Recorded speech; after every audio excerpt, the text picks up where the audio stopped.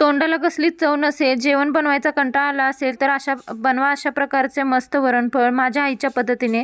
पातेले मी गॅसवर गरम करायला ठेवले आहे. त्यामध्ये तेल गरम झाल्यावर जिरे मोहरीची फोडणी दिली आहे.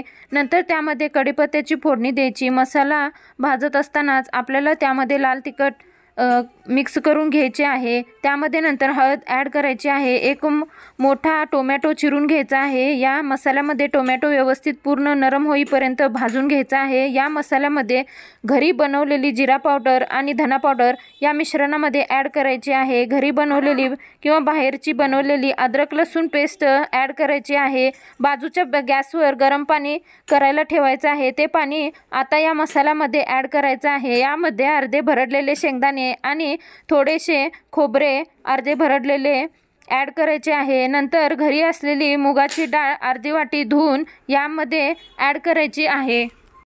या चकुलीच्या पाण्यामध्ये आमटीमध्ये आपल्याला जिरा पावडर आणि धना पावडर ॲड करून घ्यायचे आहे.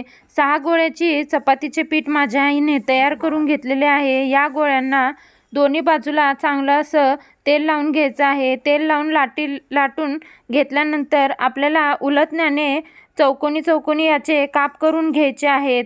म्हणजे आपल्याला एक लोक कसं करतात की गोल पण काप करून घेतात. तर आमटीला उकळी आल्यानंतर त्यामध्ये आपल्याला हे चपातीचे बारीक केलेले तुकडे टाकून घ्यायचे आहेत.